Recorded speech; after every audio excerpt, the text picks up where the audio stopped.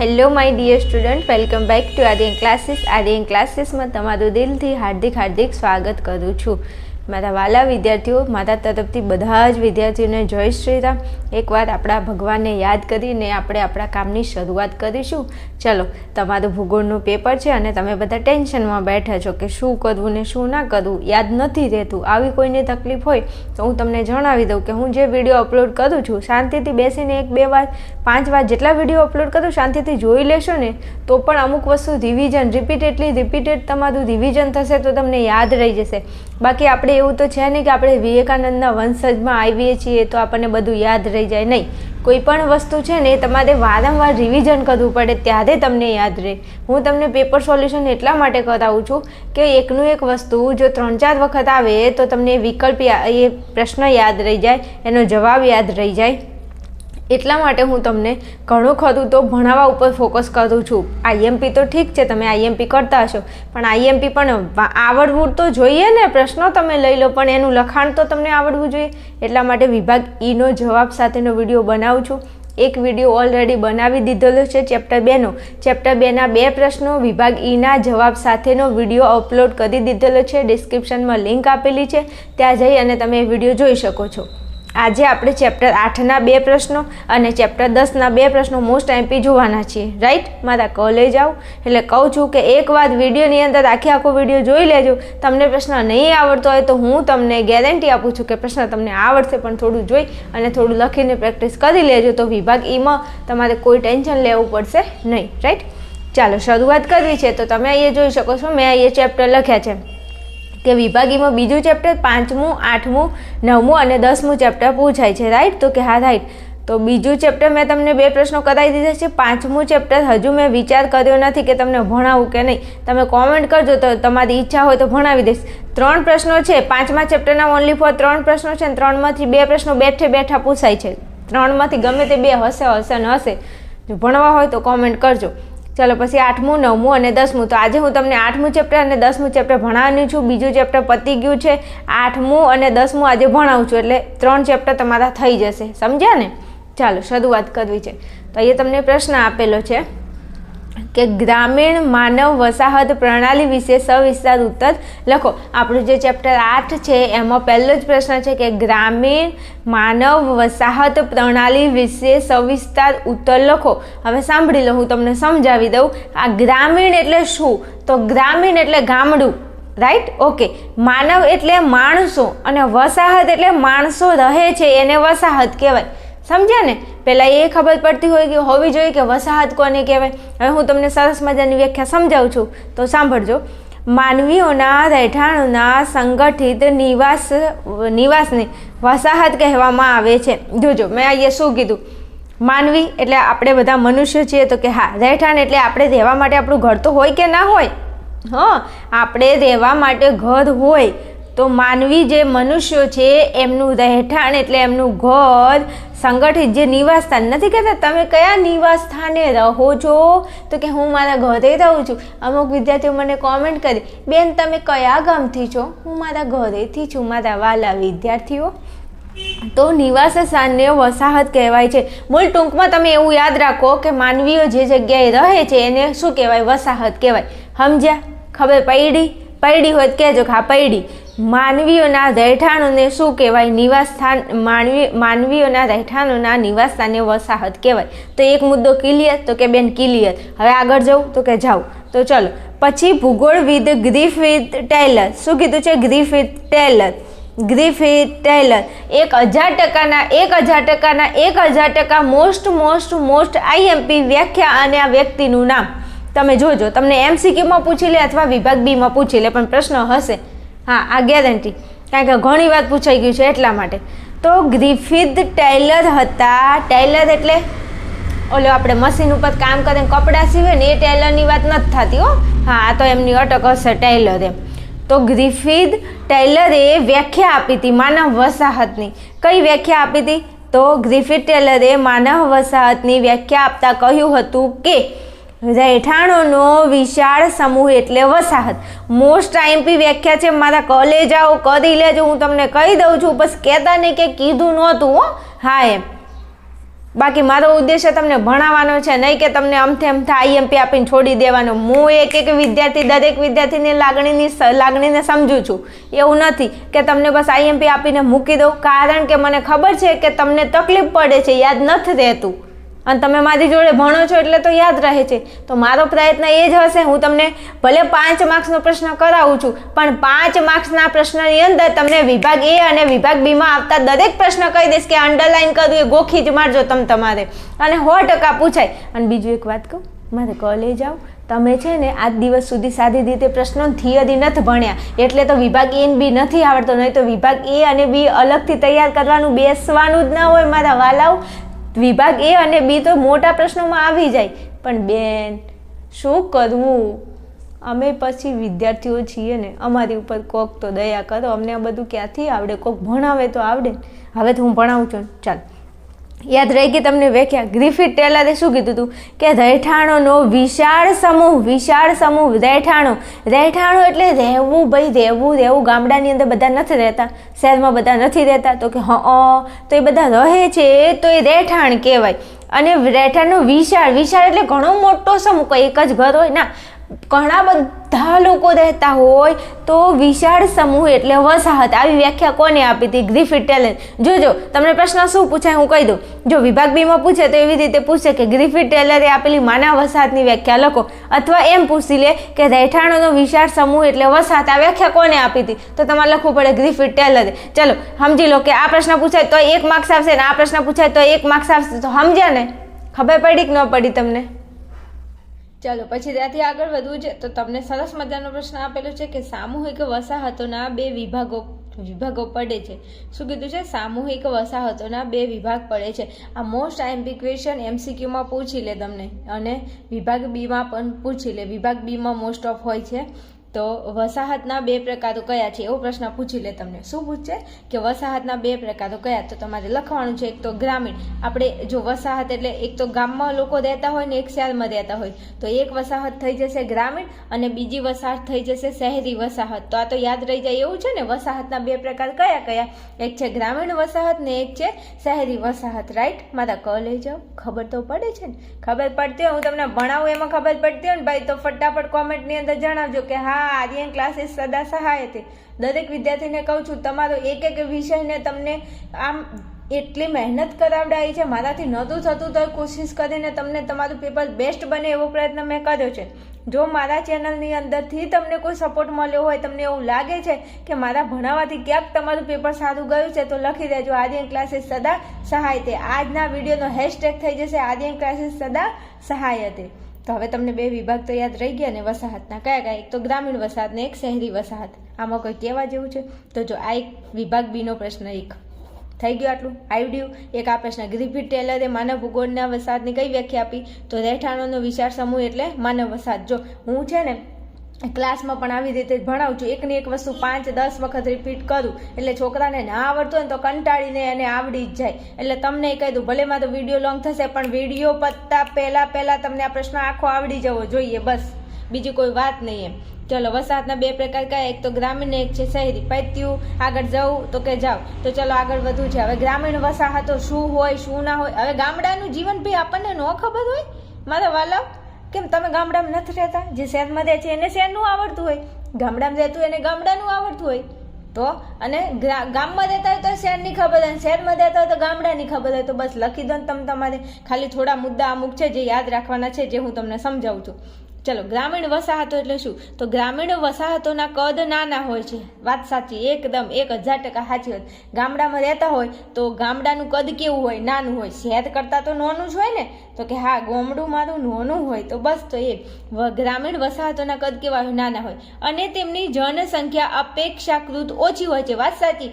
શહેરની સંખ્યા કરતાં ગામડાની સંખ્યા કેવી હોય? ઓછી હોય. ગામડું નાનું હોય, સંખ્યા ઓછી હોય. લે 2 મુદ્દા થઈ ગયા. ખબર પડી? મારે કોલેજ જાઉં, મને બહુ મજો પડે છે તમને ભણાવવામાં. અને જો તમને મજો પડતો હોય ને તો એકવાર કોમેન્ટમાં કહી દેજો ને કે મને મજો પડે છે એમ. ચલો તો ગ્રામીણ વસાહતોના કદ નાના હોય છે અને તેમની જનસંખ્યા ઓછી હોય છે. ચલો 2 મુદ્દા ક્લિયર. આગળ જાઉં તો કે જાઓ. ચલો વસતા લોકો ગામડામાં વસતા લોકો શું કરે તો કે બેન ખેતી કરે. એટલે આ કહેવા જેવી વાત છે. તમને નથી ખબર ગામડામાં શું થાય? ખેતી થાય. પછી ખનન. શું થાય? ખનન એટલે ખનીજો કાઢવી. હવે એમ ના કહેતા કે બેન આવું તો અમે ક્યાંય જોયું જ નથી. જેને જોયું હશે એને ખબર હશે. ચલો પછી મત્સ્ય. સાચું બોલજો. માછલીઓ કાઢવા બધા જાય કે ના જાય? જેમ ઓલા અમુક ગામડાની અંદર દરિયા કિનારો ને એવો અમુક આ ગામડાઓનો વિસ્તાર આજુબાજુમાં હોય તો એ લોકો શું કરતા હોય? મત્સ્ય પ્રવૃત્તિ કરતા હોય. પછી વનીલ પ્રવૃત્તિ. જંગલ હોય તો જંગલોમાંથી બધું નથી લાવતા, જે બી જંગલની પ્રવૃત્તિઓ હોય ને, હા, એ જેવી પ્રાથમિક પ્રવૃત્તિ ઉપર આધાર રાખતા હોય છે. તો ગામડાની અંદર પહેલાં તો ગામડાનું કદ નાનું હોય, વસ્તી ઓછી હોય છે. ગામડામાં વસતા લોકો ખેતી કરે છે, ખનન કરે છે, મત્સ્ય કરે છે, વનીલ કરે છે. આ બધી પ્રાથમિક પ્રવૃત્તિઓ કરે છે. એટલે આવું તો ન આવડે લખતા? તમે ગામડામાં તો મોટા થયા છો તો પછી. ચલો પછી વિકાસ પ્રણાલીને આધારે ગ્રામીણ વસાહતોના નીચે પ્રમાણે પેટા પ્રકાર પડે છે. જોજો હો ભાઈ, જોજો ખાસ. અહીંયા વસાહતના ઓનલી ફોર 2 પ્રકાર છે, એક તો ગ્રામીણ અને શહેરી. પણ હવે ગ્રામીણમાં પ્રકાર પડે છે. શું કીધું છે? ગ્રામીણ વસાહતોના નીચે પ્રકારે પેટા પ્રકાર પડે છે નીચે પ્રમાણે. તો હવે હું તમને જે સમજાવું છું એ ગ્રામીણ વસાહતોના પ્રકાર છે. ખબર પડી? આમ પૂછે કે વસાહતના પ્રકાર તો 2 કયા? ગ્રામીણ અને શહેરી. હવે હું તમને શું ભણાવું છું? ગ્રામીણના પ્રકારો. ગ્રામીણની જે વસાહત છે કેવી હોય? કદમાં નાની હોય, સંખ્યા ઓછી હોય, ખેતી કરતા હોય, ખનન કરતા હોય, મત્સ્ય કરતા હોય, વનીલ કરતા હોય, આવી પ્રાથમિક પ્રવૃત્તિઓ કરતા હોય. અને વિકાસ પ્રણાલીને આધારે ગ્રામીણ વસાહતના પ્રકાર પડે છે. હવે સમજાય? ખબર પડી? મારા કલેજા જો બહુ મહેનત કરું છું, તમારા માટે મહેનત કરું છું, હું ભણાવું છું, તમને ખબર પડે છે તો કોમેન્ટ કરતા રહેજો. કારણ કે તમારી એક કોમેન્ટ જોઈને મારું દિલ ગાર્ડન થઈ જાય છે. આય હાય, શું વાત કરું એકચ્યુઅલી. અને મારા દરેક વિદ્યાર્થી જે મને સારી એવી કોમેન્ટ કરે છે ને બધાને 2 હાથ જોડીને થેન્ક યુ વેરી મચ. હવે ચાલુ કરું આગળ. હા, બીજું ખાસ હું જો ભણાવું છું ને તો એમાં થોડું મારે એક્સ્ટ્રા બોલવું પડશે, એટલા માટે કે વિડીયો લોંગ હોય તો તમને કંટાળો ના આવે. અને મને ખબર છે કે વિદ્યાર્થીઓની મનોગ્રંથિ કેવી હોય. ભાઈ તમારે ભણવું નથી, આ તો હું તમને મજબૂત કરું છું ભણવા માટે. કેમ? કારણ કે અત્યારના વિદ્યાર્થીઓને આ બધું ગમતું જ નથી. એ તો હોમાં 2-5-50% એવા વિદ્યાર્થીઓ કે જેને દિલથી ભણવાની ઈચ્છા હોય, બાકી અમુક વિદ્યાર્થીઓ મજબૂરીમાં ભણતા હોય છે. અને કોમેન્ટ કરજો પાછા. હા, મને ખબર છે ને તમે કેવા છો એમ. વધુ નહીં હસી લે તું, ત્યારે હસવાની કોઈ જરૂર નથી હવે. હા એમ સોની મોની ભણવાનું કરજે. ચલો, લંબચોરસ વસાહત પ્રણાલી. ગ્રામીણ વસાહતો તો હોય છે, પણ ગ્રામીણ વસાહતમાં કેવી વસાહત હોય? તો લંબચોરસ. કેવી હોય? લંબચોરસનો આકાર ખબર પડે છે ને? આમ કરીને આમ હોય ને એને લંબચોરસ કહેવાય. હા ને? હા, તો લંબચોરસ વસાહત પ્રણાલી. તો ફળદ્રુપ મેદાની ક્ષેત્રોમાં આ પ્રકારની વસાહત હોય છે. એટલે ભાઈ આટલું યાદ ન રહે કે ફળદ્રુપ મેદાન એમાં લંબચોરસ, તો યાદ રાખી લો ને, લંબચોરસ એમાં મેદાન કેવું હોય? ચોરસ હોય એવું યાદ રાખો ને ભઈલા મારા. મેદાન કેવું હોય? લંબચોરસ હોય. કેમ કે લંબચોરસ, જો વસાહત પ્રણાલી તો આપણને યાદ રહી જાય, ખાલી યાદ શું રાખવાનું? લંબચોરસ. અને એમાં લંબચોરસ પ્રણાલી કઈ જગ્યાએ હોય? તો ફળદ્રુપ મેદાન હોય ત્યાં. તો લંબચોરસ મેદાન એમ યાદ રાખી લો. તો આ લંબચોરસ અને અહીંયા મેદાન તો થઈ ગયું. લંબચોરસ વસાહત પ્રણાલીમાં ફળદ્રુપ મેદાનોના જે ક્ષેત્રો હોય એ આ પ્રકારની વસાહતો જોવા મળે છે. લે, શું ન યાદ રહી ગયું? હા, કોમેન્ટમાં જણાવજો. હા, ચલો, તો લંબચોરસ પતી ગયું. લંબચોરસમાં શું હોય? ફળદ્રુપ મેદાની ક્ષેત્રમાં આ પ્રકારની વસાહત જોવા મળે છે. પત્યું. ચલો, પછી રૈખિક વસાહત પ્રણાલી. તો લંબચોરસ પછી આવશે રૈખિક. આ જોજો બધા, આ ગણિત જેવું લાગે હો. તો રૈખિક વસાહત. તો અહીં વસાહતોની ગોઠવણી. જો જે જગ્યાએ સડક માર્ગો હોય, રેલ માર્ગો હોય, નદી હોય કે નહેર કાંઠાને સમાંતર રહે છે તેને શું કહેવાય? રૈખિક પ્રણાલી કહેવાય. તો રૈખિક ને રેલ માર્ગ. રૈખિક રેલ માર્ગ. જો સડક માર્ગ યાદ રહી જાય, રેલ માર્ગ, નદી અને નહેર કાંઠા. ખાલી થોડું 2-5 વખત લખીને તૈયાર કરો તો મજો પડી જાય. આવડશે. લંબચોરસ પૂછે તો મેદાન. લંબચોરસ કેવું? મેદાન. પછી રૈખિક, તો સડક કેવી? રૈખિક. રેલ માર્ગ રૈખિક. નદી રૈખિક. નહેર કાંઠો રૈખિક. પતી ગયું. આગળ જાઓ. ચલો આગળ જઈશું. 2 પ્રકાર પતી ગયા છે. ગ્રામીણ વસાહતના 2 પ્રકારો કયા હતા? એક લંબચોરસ, એક રૈખિક. એ પતી ગયું છે. હવે ચક્રીય અને અર્ધચક્રીય. ચક્રીય એટલે ચક્ર ફરતું હોય ને અર્ધચક્રીય એટલે અડધું ચક્ર હોય એવું. તો તમે મને એમ કહેજો તળાવ કેવું હોય? મોટા ભાગે ગોળ હોય. તો ચક્ર એટલે ગોળ થઈ ગયું. અને અડધું ચક્ર અર્ધચક્રીય એટલે ઘણીવાર અડધું હોય એમ. તો આવી રીતના થોડું યાદ રાખો. તો એક તો જો આ ચક્રીય કે અર્ધચક્રીય વસાહત કઈ જગ્યાએ જોવા મળશે? એક તો તળાવ. કઈ જગ્યાએ? તળાવ.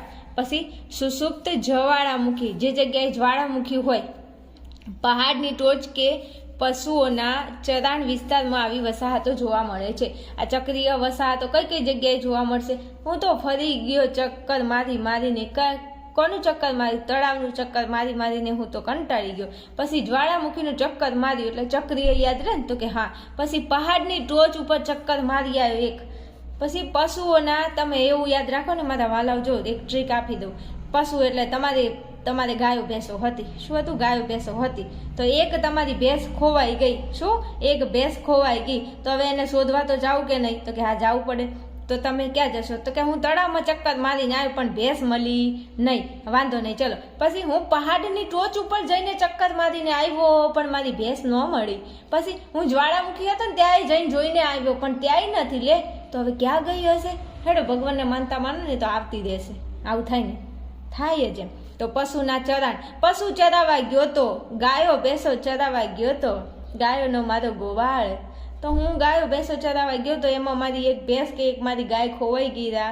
તો પછી મને તળાવમાં ગોતીને આવ્યો, તેને પહાડીની ટોચ ઉપર ગોતીને આવ્યો, જ્વાળામુખીએ ગોતીને આવ્યો પણ ન મળી. હવે જો મત, શું અની ભણવાનું કર. આ ટ્રીક યાદ રહેશે ને ચક્રીયમાં? હા, મારે કલે જાઓ. આ તમારા માટે ગોડાય, તમારા માટે આવા નાટક કરવા પડે. ક્યાંક કરીને તમને યાદ રહેતું હોય તો તમારો ભગવાન રાજી થાય. ચલો, પછી તારક આકારની વસાહત પ્રણાલી. આ પતી ગયું ને ભાઈ. આ ચક્રીએ ચક્કર મારીને આવ્યો, તળાવમાં ચક્કર માર્યું, પહાડની ટોચ ઉપર ચક્કર માર્યું, જ્વાળામુખી ઉપર ચક્કર માર્યું પણ ચોય મારી ભેંસ મળી નહીં. એટલે વાત થઈ પૂરી. ચલો, પછી છે તારક મહેતા કા ઉલ્ટા ચશ્મા, તારક આકારની વસાહત પ્રણાલી. તો આ કઈ જગ્યાએ મળશે? તો જો ઘણા માર્ગો, શું? જો ઘણા માર્ગો ભેગા થતા હોય તેવા સ્થળોએ આવી વસાહતો હોય છે. બેન, હવે આમાં ટ્રીક આપી દો ને. તો તારક મહેતા કા ઉલ્ટા ચશ્મા બધા જુઓ છો? તો કે હા, અમે જોઈએ છીએ. તો જોતા હોય તો તમને ખબર છે કે જ્યારે પણ સોસાયટીમાં કઈ નાનો મોટો પ્રોબ્લેમ થાય એટલે બધા લોકો કઈ જગ્યાએ ભેગા થાય? તારક મહેતાના ઘરની આગળ ભેગા થાય. અને બધા લોકોનો જવાનો રસ્તો ક્યાં હોય? ઘણા બધા રસ્તા ભેગા કઈ જગ્યાએ થાય? તારક મહેતાના ઘરે. શું? ઘણા બધા રસ્તા ક્યાં ભેગા થાય? ઘણા બધા માર્ગો. જો માર્ગો કીધું છે, ઘણા બધા માર્ગો ભેગા ક્યાં થાય છે? તો કે તારક મહેતાના ઘર આગળ. તો તારક આકારની વસાહત પ્રણાલીમાં શું યાદ રાખવાનું છે આપણે? તો કે જો ઘણા માર્ગો ભેગા થતા હોય તેવા સ્થળોને શું કહેવાય? તો આવી તારક આકારની વસાહત કહે છે. યાદ રહી ગયું? ચક્રીય, અર્ધચક્રીયમાં ભેંસ ખોવાઈ ગઈ, તળાવે ચક્કર માર્યું, ન મળી, જ્વાળામુખે ચક્કર માર્યું, પહાડની ટોચ ઉપર ચક્કર માર્યું, ના મળી. ચલો, પછી તારક મહેતા. તો તારક મહેતાના ઘર આગળ ઘણા બધા માર્ગો ભેગા થતા હતા અને બધા સોસાયટી વાળા ત્યાં આવીને ઉભા રહીને મીટિંગ કરે. બસ તો આમ છે ને આમ છે ને. એકચ્યુઅલી જેઠાલાલની નજર તો બબીતા ઉપર છે. બબીતાજી કहीं દિખાઈ નહીં દે રહી. સમજ્યા ને તમે? આવડ્યું? તમને આવડ્યું તો ફટાફટ કોમેન્ટની અંદર જણાવજો. બેન, તમારી જોડે ભણવાથી મજો પડે છે. અને હજુ કહેતા હોય ને તો 5મું ચેપ્ટર મસ્ત ભણાવીશ. કોમેન્ટ કરજો પણ ચેનલને થોડું સપોર્ટ કરજો તો આપણે 20,000 સબસ્ક્રાઇબ પૂરા થઈ જાય હો. અને ભૂગોળમાં તમને કોઈ વિડીયો નથી મળતો તો તમે પ્લેલિસ્ટમાં જાઓ. કોઈ બી વિડીયો ફેદો ને તો એના ડિસ્ક્રિપ્શનમાં બધાની લિંકો આપેલી જ હોય છે. તમને તમારે ક્યાંય ગોતવાની જરૂર નથી. એટલે ડિસ્ક્રિપ્શનની અંદર લિંક આપેલી છે, ત્યાં જઈને તમે જોઈ લેજો. સમજ્યા? મારે કલે જાઓ. ચલો, પછી આગળ જવું છે ત્રિકોણીય વસાહત. શું કીધું છે? ત્રિકોણીય વસાહત. ત્રિકોણીય વસાહત 1000%ના 1000%ના 1000%ના 1000% મોસ્ટ આઈએમપી તમને વિભાગ બી માં પૂછી લે અથવા તમને MCQ માં પૂછી લે કે નદીઓના સંગમ સ્થાને કઈ વસાહત પ્રણાલી હોય છે, અસ્તિત્વમાં આવે છે? નદીઓના સંગમ સ્થાને તો શું આવશે? ત્રિકોણીય. શું આવશે? ત્રિકોણીય વસાહત પ્રણાલી. નદીઓનો જે સંગમ સ્થાન, બે નદીઓ આવી રીતે મળતી હોય અને આ જો આ તમને દેખાય છે ને, આ ત્રિકોણ જેવી રચના બની કે ન હોય? તો કે હા બેન, બની. તો આ વચ્ચે બધા જે રહેતા હોય ને એને ત્રિકોણીય પ્રણાલી, વસાહત પ્રણાલી કહેવાય. સમજ્યા કે નહીં? તો કે હા બેન, સમજી ગયા. તો આ મોસ્ટ આઈએમપી જો યાદ રાખજો, પ્રશ્ન પૂછાઈ ગયેલો છે કે નદીઓના સંગમ સ્થાને કઈ વસાહત પ્રણાલી જોવા મળે છે? તો શું લખશો? તો કે ત્રિકોણીય પ્રણાલી. સમજ્યા? યાદ રહેશે? યાદ રહેશે? હા બેન, જોરદાર યાદ રહેજો. નદી કેવી છે? ત્રિકોણવાળી. નદી કેવી છે? ત્રિકોણવાળી. તો ત્રિકોણીય પ્રણાલી, નદીઓના સંગમ સ્થાને. એટલે પતી ગયું. બોલ, રિવિઝન કરવું છે? કરવું છે રિવિઝન? બોલ, કરાવી દઉં. લંબચોરસ મેદાન, લંબચોરસ મેદાન, મેદાન લંબચોરસ મેદાન પત્યું તો કે પતી ગયું. બીજામાં શું હતું? રૈખિક હતી તો સડક રૈખિક, રેલમાર્ગ રૈખિક, નદી નહેર કાંઠો રૈખિક, પતી ગયું. હા, નદીઓનો સંગમ સ્થાન તો ત્રિકોણીય. તારક આકાર કે તો તારક મહેતાના ઘરે ઘણા બધા માર્ગો ભેગા થતા હતા એટલે પતી ગયું. પછી ચક્રીય, હું ચક્કર મારીને આવ્યો પણ ક્યાંય મારી ભેંસ મળી નહીં, તળાવમાં જ્વાળામુખી અને પહાડની ટોચ ઉપર, પતી ગયું. હા બેન, ચલો આગળ જવું છે. હવે ફટાફટ આપણે આગળ વધીએ છીએ. રાઈટ, ચલો હવે છે તમારા બે પ્રકાર બીજા કયા કયા છે? એક છે ઉપચક્રીય વસાહત પ્રણાલી. શું છે? ઉપચક્રીય વસાહત પ્રણાલી. તો એમાં શું કીધું છે જુઓ તમે, તો કે વળાંક લેતી નદીના કિનારે આવી વસાહત હોય છે. હવે જોજો, બે વસાહતો છે, નો યાદ રે મારા વાલાઓ. એક છે ત્રિકોણીય, એ નદીઓના સંગમ સ્થાને, અને ઉપચક્રીય છે એ વળાંક લેતી નદીના કિનારે. તો બે નદી છે, અહીંયા નદીનું સંગમ સ્થાન છે. નદીનું સંગમ સ્થાન એટલે ત્રિકોણીય. અને વળાંક લેતી શું છે? વળાંક લેતી, વળાંકો આમ વળાંકો લેતી હોય ને તો વળાંક લેતી નદી તો ઉપચક્રીય. જો આમ વળાંક લે એટલે ચક્ર બને, આમ એવું યાદ રાખો કે વળાંક લે એટલે ચક્ર બને. તો વળાંક લેતી નદીના કિનારે શું આવશે? ઉપચક્રીય વસાહત. સમજ્યા ને? ઉપચક્રીય વસાહત ખબર પડી? ઓકે, ચલો પછી 7 નંબરમાં છે નિહારિકા વસાહત પ્રણાલી. નામ મસ્ત છે હો, નિહારિકા. નિહારિકા વસાહત પ્રણાલી. તો સામાન્ય રીતે મધ્યમમાં ઊંચો પર્વતીય વિસ્તાર હોય. શું? મધ્યમમાં એટલે વચ્ચે ઊંચો પર્વતીય વિસ્તાર હોય, આવો ઊંચો પર્વતીય વિસ્તાર હોય તેની ફરતે આવી વસાહતો જોવા મળે છે.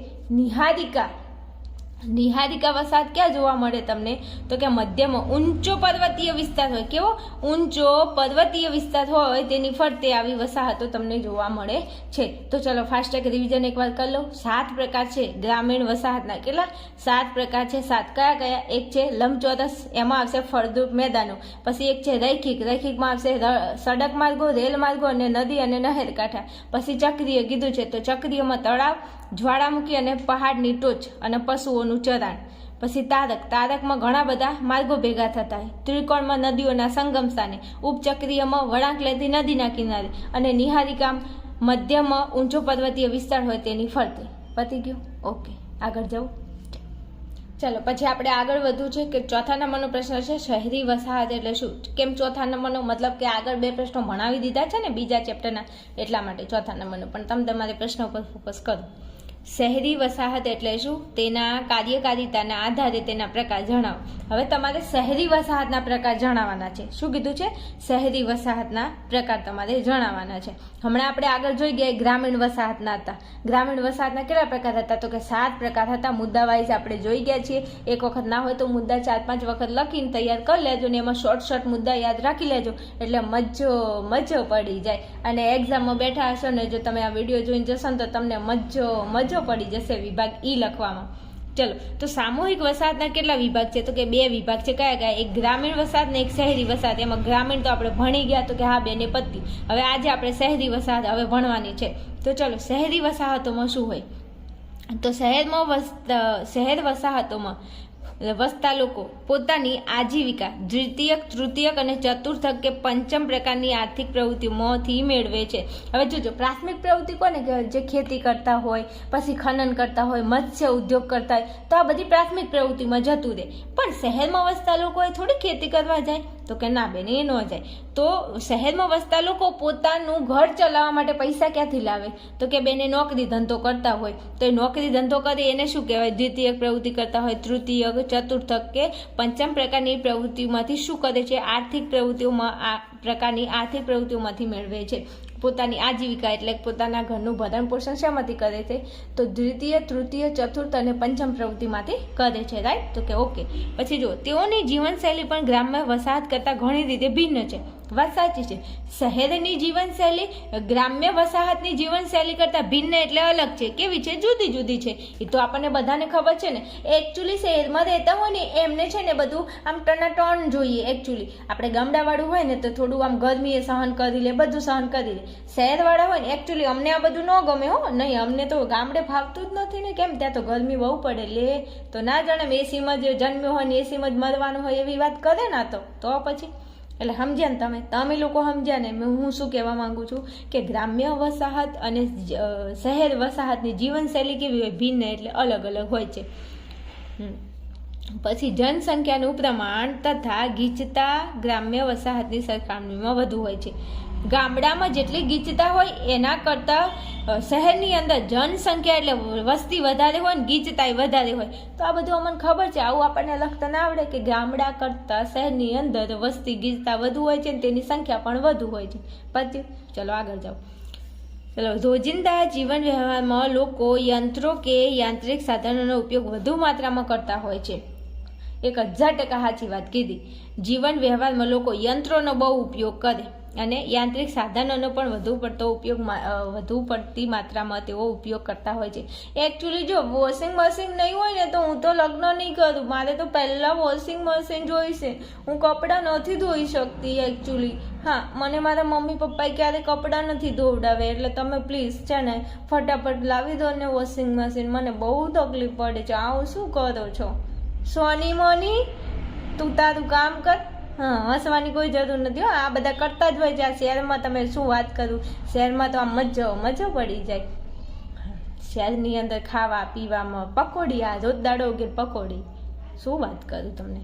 ચલો, આ તો તમને એક બે પલ હસાવવા માટે હો, પાછા ઊંધું ના લેતા કોઈ. મને ભણાવતા આવડે છે ને, એકવાર કોમેન્ટ કરજો. ચલો, પછી છે શહેરી વસાહતની કાર્યકારિતા. તો કાર્યકારિતા એટલે વસાહતની મુખ્ય પ્રવૃત્તિ. હવે જો શહેરી વસાહત, તો શહેરમાં જે લોકો રહે છે એમની કાર્યકારિતા, મતલબ કાર્યકારિતા એટલે વસાહતની મુખ્ય પ્રવૃત્તિ. શહેરમાં રહેતા લોકોની મુખ્ય પ્રવૃત્તિઓ શું હોય છે, આ લોકો શું કરે છે એમ. શહેરમાં રહી રહીને પૈસા ક્યાંથી કમાય છે એ તો કહો. નહીં કહેતા આ તો શહેરમાં જઈને બહુ પૈસાવાળો થઈ ગયો, શું કરે છે. તો એ લોકો એમની મુખ્ય પ્રવૃત્તિ કઈ હોય, તો પ્રવૃત્તિનો અર્થ છે આર્થિક પ્રવૃત્તિ. આર્થિક એટલે પૈસા કમાવા. કઈ રીતે પૈસા કમાય છે, તો કાર્યકારિતાના આધારે શહેરોનું વર્ગીકરણ કરેલું છે. શહેરોનું વર્ગીકરણ, અને આમાંથી 1000% એક પ્રશ્ન પૂછાય MCQમાં, વિભાગીયમાં પૂછાય. સમજ્યા? ચાલો જોઈ લઈએ આપણે. ચાલો, હવે શહેરી કેન્દ્રો. આપણે શહેરોની વાત કરતા હતા ને, તો શહેરોની અંદર કેવા પ્રકારના શહેરો હોય, આ લોકો શું પ્રવૃત્તિ કરતા હોય. શું કીધું છે, આ લોકો પ્રવૃત્તિ શું કરતા હોય શહેરના લોકો, અને શહેરોમાં કામ કેવી રીતે થતું હોય. તો જો શહેરોના અલગ અલગ પ્રકાર પડે છે. શું? શહેરોના અલગ અલગ પ્રકાર પડે છે. તો કયા પ્રકાર છે, તો જો ગ્રામીણ વસાહતના 7 પ્રકાર હતા. રાઈટ? તો કે રાઈટ. પણ અહીંયા તમે જોઈ શકો છો કે અહીંયા 6 પ્રકાર છે. શેના? શહેરોની કાર્યકારિતાના આધારે શહેરોના કેટલા પ્રકાર છે, તો કે શહેરોના કેટલા? 6 પ્રકાર છે. રાઈટ? તો કે હા, રાઈટ. શહેરોના કેટલા પ્રકાર છે, તો કે 6 પ્રકાર છે. ગ્રામ્ય વસાહતના 7 પ્રકાર હતા. આ મુદ્દા છે ને, એકવાર પહેલા શું કરશો, તો બુક અને પેન લઈને બેસી જજો, અને બધાને કહું છું આ ગ્રામ્ય અને શહેરી જે હું જે બોલું છું ને, તો પછી મુદ્દા વ્યવસ્થિત લખીને સામે થોડું મોટું લખી અને રિવિઝન કરી લેજો, એટલે તમારું કામ એટલું આસાન થઈ જાય. સમજ્યા ને? હા, ચલો. તો અહીંયા છે વહીવટી કેન્દ્ર. જો આ બધામાંથી એક આ તો તમને MCQ પૂછાય વિભાગ એમાં, તો યાદ રાખવું પડે. આ એકબીજામાં ના જતું રહે. તો અહીંયા છે વહીવટી કેન્દ્રો. શું છે? વહીવટી કેન્દ્રો. તો વહીવટી કેન્દ્રોની અંદર કયા હોય. હવે વહીવટી કેન્દ્રોનો મતલબ શું થાય છે, તો વહીવટ કરતા. તો એનો મતલબ શું કહેવા માંગો છો બેન? હવે જોજો, આપણું ગુજરાત રાજ્ય છે, બરાબર? તો કે હા બેન છે. તો ગુજરાત રાજ્ય છે, તો ગુજરાત રાજ્યની અંદર વહીવટ ક્યાંથી થાય છે? કોઈ પણ વાતનો, કોઈ પણ વસ્તુ હોય, ચાહે આપણા ગુજરાતમાં XYZ, તો એનો વહીવટ કરવા માટે કોઈ એવું પર્ટિક્યુલર કોઈ જિલ્લો તો એવો હશે ને, તો એમાંથી આપણો વહીવટ થાય ને ગુજરાત આખા રાજ્યનો. જેમ કે આપણું ભારત છે, તો ભારતની અંદર વહીવટ કઈ જગ્યાએથી થાય, તો આપણે એમ કહીએ કે દિલ્હીમાંથી થાય ને, દિલ્હીમાંથી થાય. હા, દિલ્હીમાંથી. તો એવી રીતે વહીવટી કેન્દ્રો કયા છે, તો જો એક કોલકાતા છે, પછી એક લંડન છે.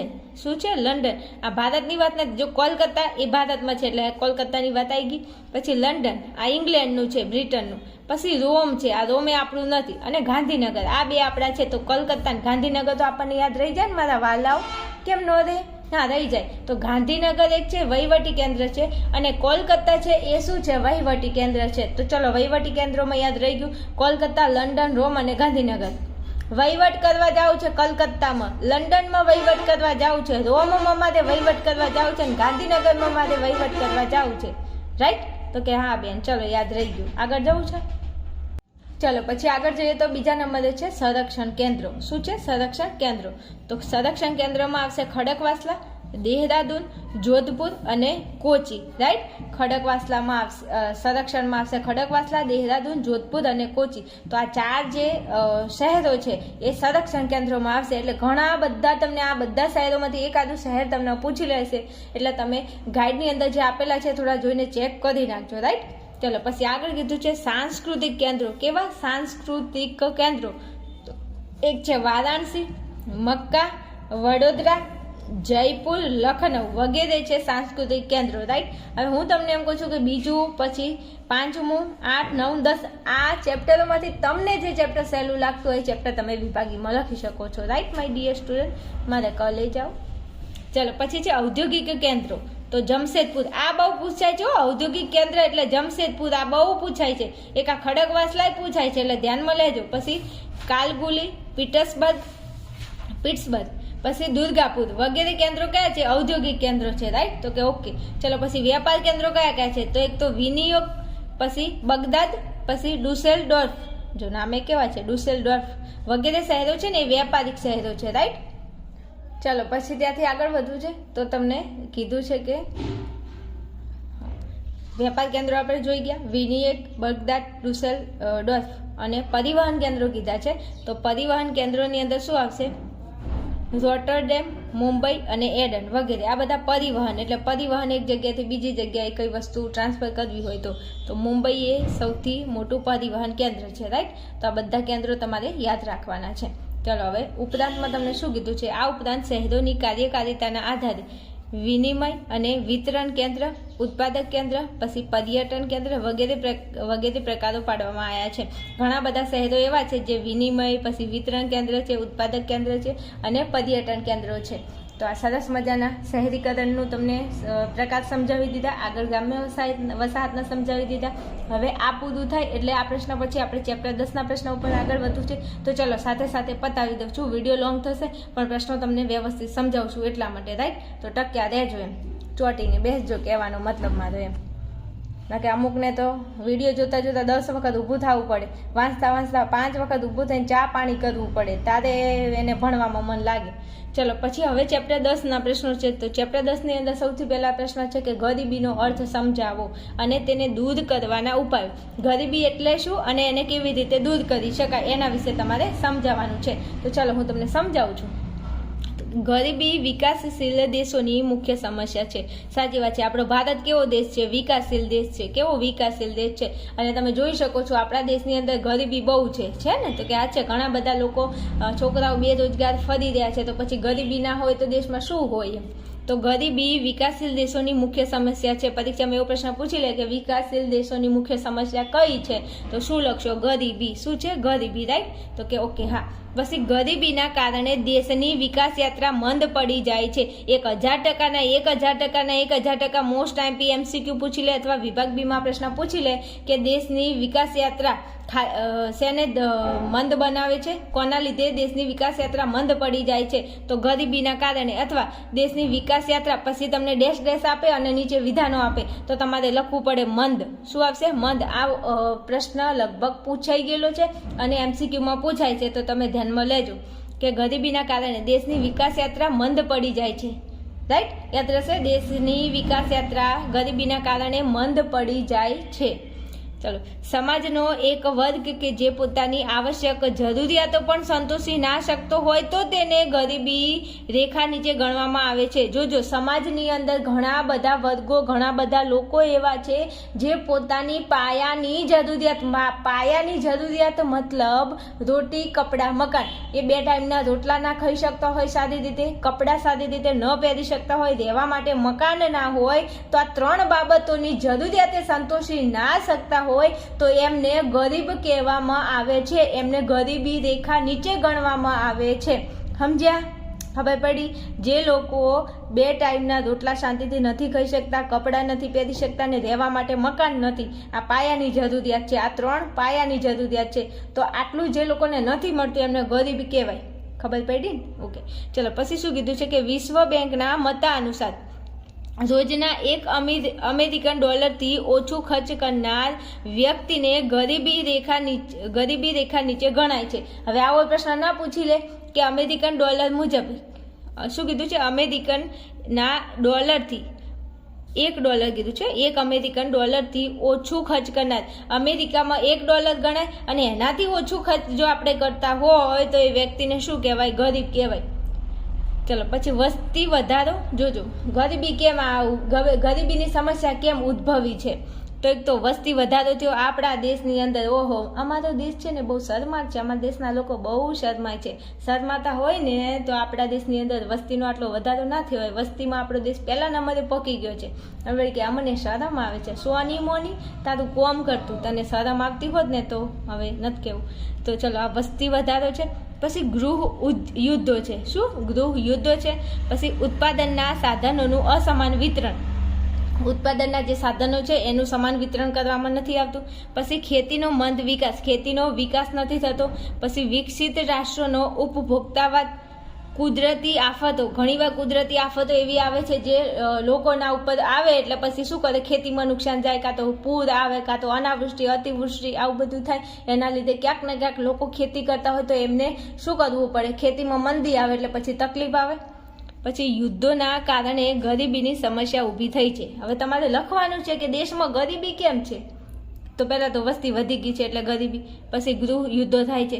ઉત્પાદનમાં સાધનોનું અસમાન વિતરણ છે. ખેતીનો મંદ વિકાસ છે. વિકસિત રાષ્ટ્રોના ઉપભોક્તાવાદ છે. પછી કુદરતી આફતો. શું છે? કુદરતી આફતો આવે છે ઘણીવાર. પછી યુદ્ધોના કારણે આ ઘણી વખત યુદ્ધો થાય છે. આવી બધી પરિસ્થિતિ દેશમાં જો ઊભી થાય એના લીધે લોકો ગરીબ બને છે. તો આ ગરીબીની વ્યાખ્યા મેં તમને સમજાવી દીધી. આ ગરીબી વિશે સમજાવ્યું. હવે એને દૂર કેવી રીતે કરવી? ચલો, આપણા દેશમાં ગરીબી છે તો આપણે ગરીબીને કેવી રીતે દૂર કરી શકીએ? તો એ સરસ મજાના 4-5 મુદ્દા છે, હું તમને સમજાવું છું, યાદ રાખજો. ચલો, પહેલાં તો વસ્તી વધારા પર નિયંત્રણ મૂકવું. સૌથી પહેલો પોઈન્ટ, જો ગરીબ કેમ બને, આપણો દેશ ગરીબ કેમ છે? તો સૌથી મોટો કોઈ એનું કારણ હોય તો વસ્તી વધારો. સાચી વાત. આટલી બધી વસ્તીને ક્યાંથી નોકરી પૂરી પાડવી? હે, તમે તો બોલો એમ, આટલી બધી વસ્તીમાં નોકરી કોઈને કેવી રીતે પૂરી પાડવી? એમ આ તો મોટો હડકતો પ્રશ્ન છે. તો પહેલાં તો એક તો વસ્તી વધારા ઉપર નિયંત્રણ. પણ હવે મને નથી લાગતું કે વસ્તી વધારા ઉપર નિયંત્રણ થાય એમ. હા, તો કારણ કે આપણે છે ને એકચ્યુઅલી અમારે છે ને ભલે 10 છોકરીઓ છે વાંધો નહીં, પણ અમારે એક છોકરો તો જોશે એટલે ડઝન ભેગા કરે. આ ડઝનને નોકરીઓ ક્યાંથી આલવી? અને આવા તો એક ના હોય, આવા તો આખા દેશમાં ઘણાય છે જેમને ડઝન હોય બાળકો. તો આ બધાનું નહીં વિચારવાનું. પછી તો વસ્તી વધારા પર નિયંત્રણ કરવું. પહેલાં વસ્તી ઓછી કરો. પછી નાના કુટુંબનો પ્રચાર કરવો. હમ દો ઓર હમારે દો, બસ આવી રીતે જિંદગી જીવવાની. નાનું કુટુંબ, બહુ મોટું કુટુંબ નહીં. આ એમ ડઝન કુટુંબ ભેગું ન કરાય એમ. તો નાના કુટુંબનો પ્રચાર. તો 2 મુદ્દા, એક તો વસ્તી ઉપર નિયંત્રણ કરો અને નાના કુટુંબનો પ્રચાર કરો. પત્યું? ઓકે. ચલો પછી રોજગારલક્ષી યોજનાઓ તૈયાર કરવી. લોકોને રોજગારી મળી રહે એવી કંઈક યોજના તૈયાર કરો. પછી વિસ્તારવી અને અમલમાં મૂકવી. એવી યોજનાઓ અમલમાં મૂકો કે લોકોને રોજગાર મળી રહે, જે લોકો બેરોજગાર છે એમના માટે. ચલો, તો 2 મુદ્દા ક્લિયર. ઓકે, આગળ જઈએ તો શું કીધું છે? તો કે કૌશલ્યલક્ષી તાલીમ આપતી સંસ્થાઓ તૈયાર કરો. કંઈક શીખવાડો. જે લોકો બેરોજગાર ફરે છે ને એમને નોકરી ધંધો મળે ને એવું કંઈક શીખવાડો. કંઈક એમને કૌશલ્ય આપો એમ. એમની અંદર જે કંઈક પડ્યું છે ને એને બહાર લાવો. એટલે કૌશલ્યલક્ષી તાલીમ આપતી સંસ્થાઓ. આ ગરીબી દૂર કરવા માટે આ બધું થઈ રહ્યું છે. જોજો, ધ્યાનમાં લેજો. પછી એવું કીધું છે કે જરૂરતમંદ લોકોને સસ્તા દરે લોન. જે લોકોને ધંધો કરવો છે પણ પૈસો નથી તો ક્યાંથી ધંધો કરે? બોલો, એમને રોજગારી ક્યાંથી મળે? તો પછી સરકારને એવું કહો કે જરૂરતમંદ લોકોને શું કરે? સસ્તા દરે લોન આપે, વ્યાજ ઓછું રાખી અને લોન આપે તો અમે કોઈક ધંધો કરવી એમ. રાઈટ? ખબર પડી? 4 મુદ્દા છે. એક તો વસ્તી ઉપર નિયંત્રણ કરો, નાના કુટુંબનો પ્રચાર કરો, પછી રોજગારલક્ષી યોજનાઓ તૈયાર કરો ને એનો વિસ્તાર કરીને અમલમાં મૂકી દો. ફટાફટ કૌશલ્યલક્ષી તાલીમ આપતી સંસ્થા તૈયાર કરી દો. પછી લોકોને સસ્તા દરે લોન આપી દો. હાલો આ બધું કરી નાખો ફટાફટ. હમણાં કાલ ગરીબી પૂરી થઈ જાય. એમ ન થાય હો. હા, સોની મોની આટલા 4 મુદ્દા તૈયાર કરી લેજે. શું કીધું? બીજા આગળ છે, સમજાવું છું. ચાલો, પછી ગરીબી ઓછી કરવા માટે બીજું તમે શું કરી શકો? તો ગરીબી ઓછી કરવા માટે સૌથી પહેલા ગરીબ લોકોને સસ્તા દરે અનાજ વિતરણ કરવું. ઓહો, અત્યારે તો ઘઉં, બાજરી, જુવાર, મકાઈના ભાવ તમે સાંભળ્યા હોય તો આમ લોકોને પછી ખાવું કે ના ખાવું, પછી ભૂખ્યા જ રહેવું કે શું? પછી એમ કેટલો ભાવ વધી ગયો છે તમને ખબર છે? આમ મજો નથી પડતો. શું કરવું?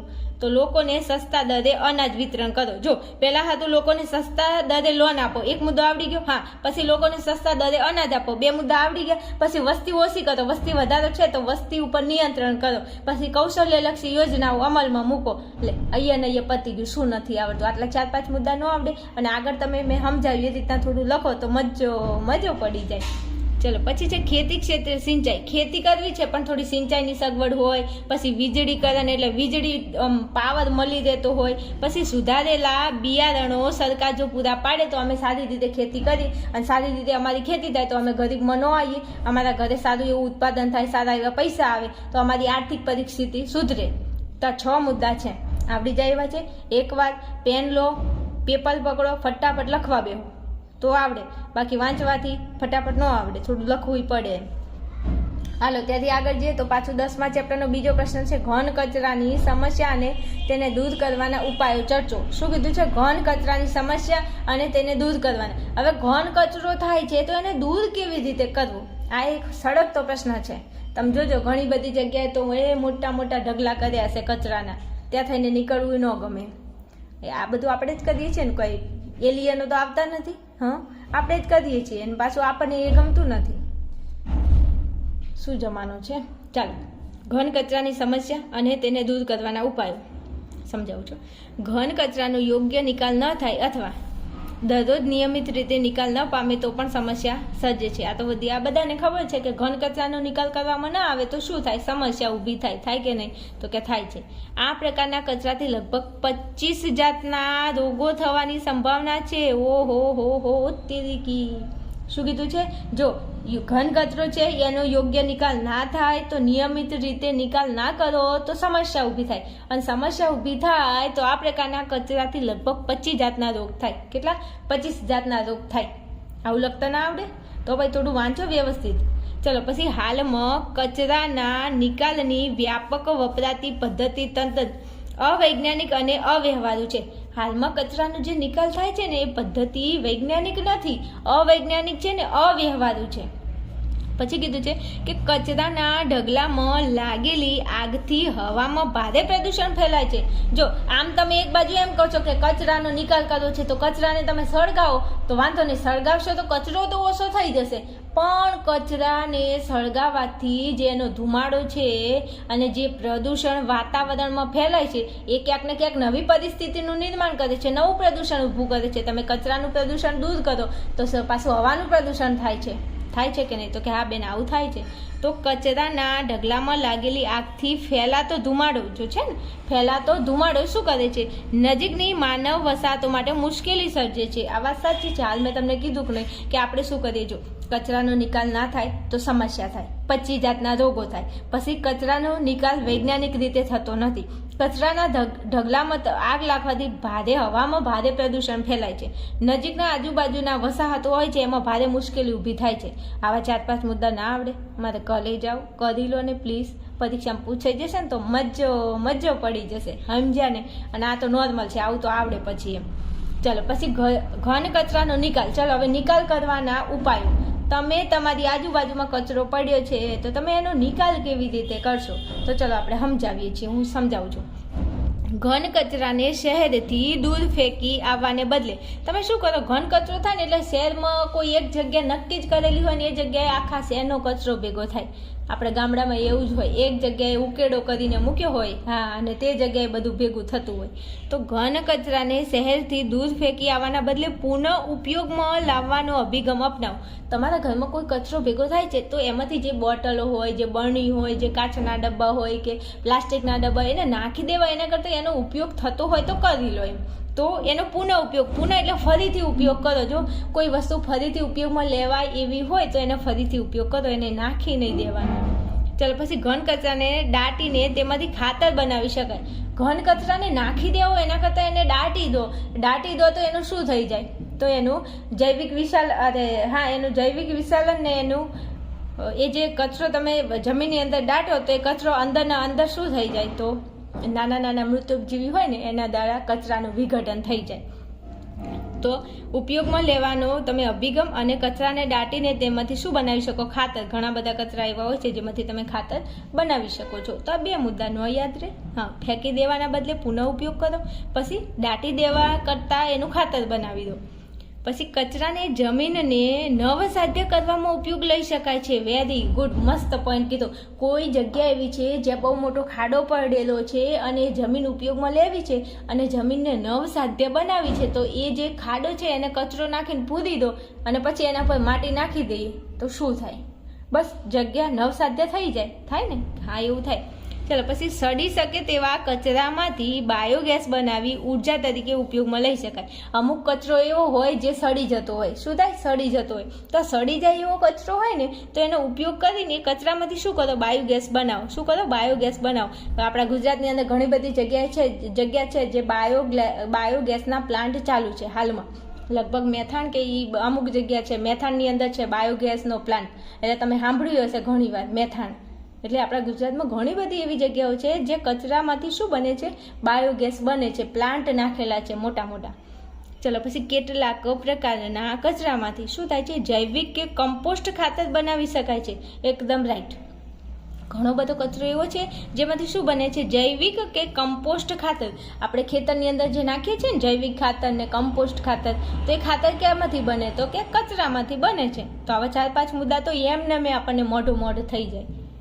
ચલો, પછી તાપ વિદ્યુત મથકોમાંથી નીકળતી રાખથી ઈંટો કે ટાઇલ્સ બનાવી શકાય છે. જો શું કીધું કે જે તાપ વિદ્યુત મથકો છે ને એમાંથી જે રાખ નીકળે છે, રાખ એમાંથી ઈંટોય બની શકે અને ટાઇલ્સ બની શકે. જે તમે ઘરે રહેતા નથી, તમે ટાઇલ્સો ઘરે નાખતા, બસ એ ટાઇલ્સ પણ બનાવી શકાય. રાઈટ? ઓકે. ચલો, પછી છે કાચ, પુઠ્ઠા, કાગળ. શું? કાચ, પુઠ્ઠા અને કાગળ લોખંડની ચીજો વગેરે જુદા તારવી રિસાયકલ કરવા જોઈએ.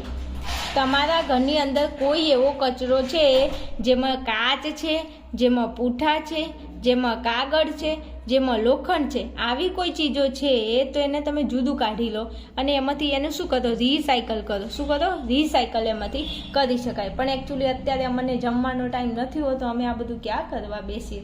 એટલે પછી અમે શું કરીએ? ગામની ભાગોળે જઈએ અથવા શહેરની અંદર કોઈ જગ્યાએ એવી નેર હોય એમાં જઈને બધો કચરો ઠાલવી દઈએ એટલે અમારું કામ પૂરું. પછી જે થવું હોય તે થાય. ભગવાનને ગમે તે ખરું, મારા રોમને ગમે તે ખરું. સમજ્યા? જો સરસ મજાના 4 પ્રશ્નો અહીંયા ભણાયા અને બીજા ચેપ્ટરના બીજા આગળના 2 પ્રશ્નો અપલોડ કરેલા છે. તો 6 પ્રશ્નો મેં તમને વિભાગીના જવાબ સાથે ભણાયા છે. બહુ તકલીફ લીધી છે. તમે જે માનો તે. હું તમારી બહુ કદર કરું છું. તમારી નાની નાની વસ્તુનું ધ્યાન રાખું છું કે મારા વિદ્યાર્થીને કઈ જગ્યાએ તકલીફ છે, એટલે હું આવા વિડીયો બનાવું છું. તમને એવું લાગે છે કે મહેનત કરું છું તો મારી મહેનતને ધ્યાનમાં રાખીને એક સારી લાઈક, એક સારી કોમેન્ટ તો બનતા હે, એટલે કરી નાખજો તમારે. હો, ચલો મળીશું આપણે નેક્સ્ટ વિડીયોમાં. સરસ મજાનો ભૂગોળમાં મજો કરી દેવાનો છે. હો ભાઈ, ચલો.